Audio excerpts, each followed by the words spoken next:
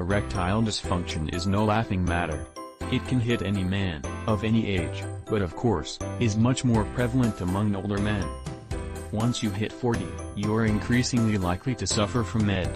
It's important to understand, however, that not every case of sexual dysfunction is an ED problem. Sooner or later, every man faces the occasional performance problem. When it happens, you're going to feel bad about it. You're going to feel like a failure, and let's face it, like less of a man, but unless it's happening consistently and over a period of time, it's not ED. Here are some of the more common causes of erectile dysfunction.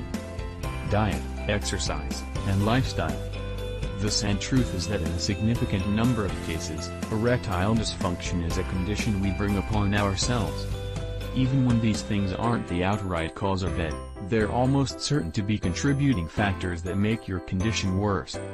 This is a big, expansive category that covers a lot of ground, but in a nutshell, here's what you need to know.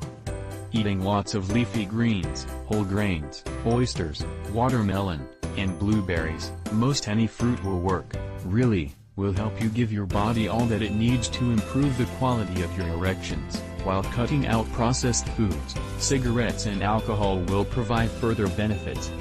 Add in a healthy dose of exercise at least 3 times per week, and you're well on your way to better sexual health. The meds you take. You've almost certainly seen various medications advertised on TV. The funny part about those ads is that they spend almost as much time talking about the side effects of their latest wonder drugs as they do about its supposed benefits. Unfortunately, many of the drugs on the market today that are designed to treat various conditions have side effects that include the degradation of male sexual performance.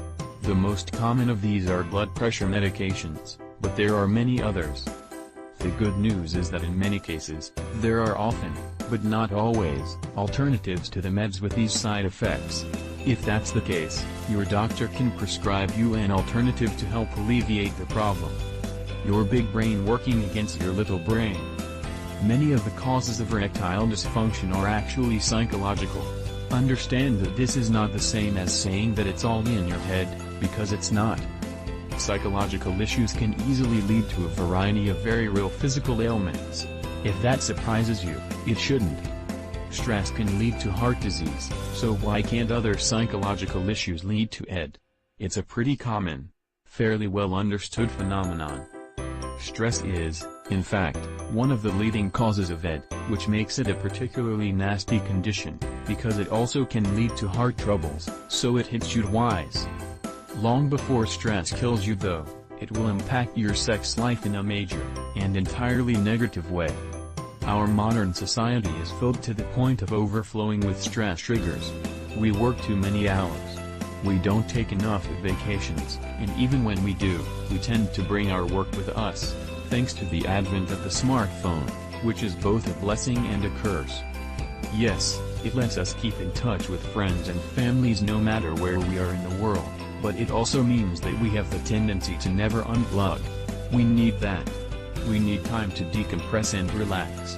Sure, you can run at top speed for a while, but if you do it too long, you'll burn yourself out. If you keep going much beyond that, your problems will only worsen with time. Why would you want to do that to yourself? It simply makes no sense. Depression. Depression is another common cause of ED, and let's face it, when you're depressed, sex is about the last thing you're thinking of. Stress is a particularly nasty cause of ED, because most of the antidepressant medicines available only make ED worse.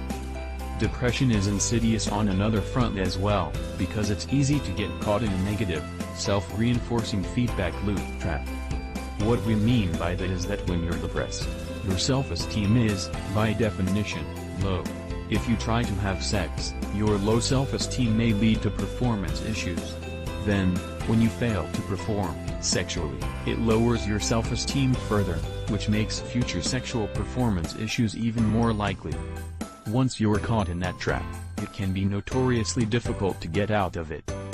One thing you'll note that isn't on the list is performance anxiety. That's because while performance anxiety can lead to a lack of sexual performance in certain specific situations, these are generally isolated. one-off events. The risk, however, is that a failure to perform sexually can sometimes lead to depression, which can cause it. Download free report all about erectile dysfunction.